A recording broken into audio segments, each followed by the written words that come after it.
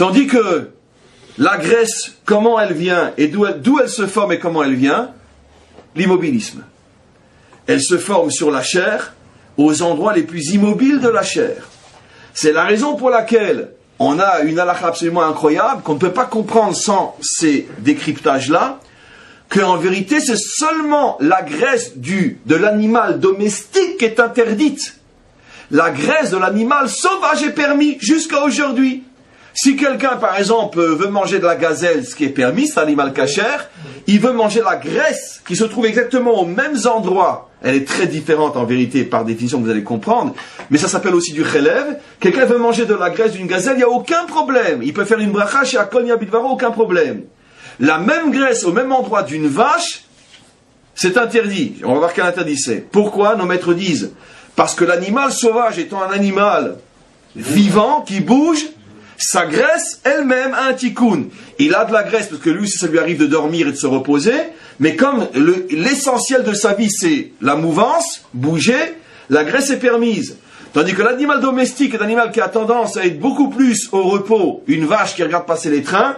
Et d'ailleurs, quand la Torah parle de graisse interdite, elle parle surtout des graisses des deux animaux qui sont très statiques, finalement le mouton et surtout la vache. Bon, le mouton, une fois qu'il est sur son pâturage, il ne bouge plus. C'est pas les animaux qui courent en tous les cas. Et donc, la vache encore plus, parce qu'elle est constamment en train d'attacher, en train de regarder passer des trains. Et la graisse, donc, représente justement cet immobilisme. Nos maîtres disent, il y a plus de 2000 ans, c'est Ishmaël, la civilisation de l'immobilisme. Elle bouge pas. C'est-à-dire, là où tu la laisses, tu reviens 2000 ans après, c'est toujours les mêmes. Ils n'ont pas bougé, les mêmes tentes dans le même désert. Même si ça évolue un petit peu. Ça veut dire que c'est la raison pour laquelle le sang, le tikkun, c'est par un acte d'action pour symboliser Esav, et la graisse, c'est par un acte d'immobilisme pour symboliser justement Ishmaël.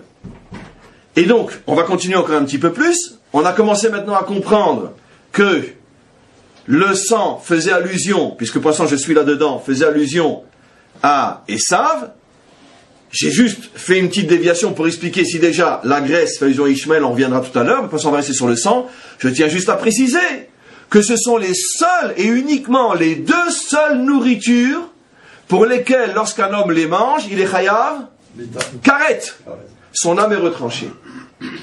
Tu manges un jambon beurre à Kippour, ton âme... Non, si c'est à Kippour, tu es retranché à cause de Kippour. Mais tu manges un jambon beurre, d'accord, n'importe quel jour de l'année, c'est très grave, bien sûr. Tu auras une tête de jambon beurre après. Ce qui est pire encore, une âme de jambon beurre. Mais ton âme, jambon beurre, ne sera pas retranchée. Tu peux encore faire tes chouvas. Mais si tu manges du sang, ou si tu manges de la graisse, ce que le monde entier mange aujourd'hui, tout celui qui mange du boudin mange du sang, et tous leurs steaks sont remplis de graisse interdite. Et tout ce qu'ils mangent. Donc si tu manges du sang, ou si tu manges de la graisse interdite, ton âme est chayav karet, elle est retranchée, il n'y a plus aucune connexion au divin. Au vrai, comme la nature horreur du vide, tu vas te créer un faux divin. Mais au vrai divin, tu es déconnecté. Ça ne fait pas partie des lois noachides, tu sais. Comment? Ça fait partie des lois noachides. Ça ne fait pas partie des lois noachiques. Ici, on touche un sujet. Le ben noir a l'interdiction de manger d'un animal vivant. D'accord? Ce que pratiquement tous les Européens mangent, des animaux vivants. J'explique pourquoi. Je vais me faire tirer dessus. J'explique pourquoi. Pourquoi? Parce que les Européens, d'accord, moi j'ai travaillé pendant plusieurs années quand j'étais en France dans un abattoir. Ça m'est arrivé. Pas tous les jours, mais j'allais souvent parce que j'aidais, je faisais etc. La chimira, peu importe, etc. Donc j'ai vu comment qu'est-ce qui se passe dans les abattoirs. C'est-à-dire que les chevillards, ils s'amusent avec les animaux. D'accord? Ça veut dire ils les tuent à moitié, machin, etc.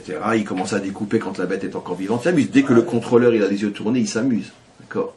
Puis après, il vient nous parler à nous de la shrita, où la bête, elle tombe dans le coma sur le coup, elle a aucune souffrance ni rien. Mais c'est incroyable ce qui se passe. Ça veut dire que j'ai vu de mes propres yeux des centaines de fois des animaux qui passent à la scie, d'accord, alors qu'ils sont même pas morts. Ils se débattent encore. Quand le contrôleur est sorti, il est parti faire pipi, machin, etc. D'accord. Donc, ils mangent les animaux vivants, les gens. Puisque même si finalement après il est mort, à partir du moment où un membre est découpé avant que la bête soit médicalement morte, ça s'appelle manger d'un animal vivant.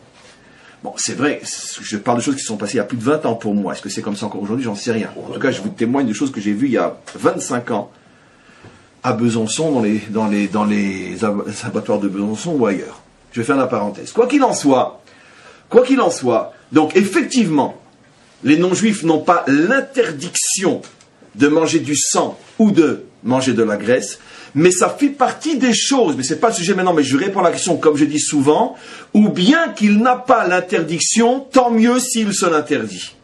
Il faut bien faire la différence entre des choses que la Torah n'a pas ordonnées aux non-juifs, mais s'il comprend de lui-même, surtout après un cours pareil, qu'il a drôlement intérêt à faire attention à ce qu'il met dans la bouche, tant mieux pour lui qu'il soit béni. C'est comme les huîtres, voilà. Hein, c'est pareil. Comment? C'est vivant aussi. Oui, mais sur les poissons, c'est un autre problème, sur tout ce qui est fruits de la mer. Je ne peux pas étendre sur ce que je ne sais pas. Peut-être oui, peut-être non. Mais en tous les cas, le sang et la graisse. Alors, nous qui avons un devoir de connexion permanente avec le Maître du monde, car on a reçu la Torah, pour nous, c'est formellement interdit. Pour le non-juif, ça va dépendre sans doute de sa prise de conscience avant ou après avoir écouté ce cours.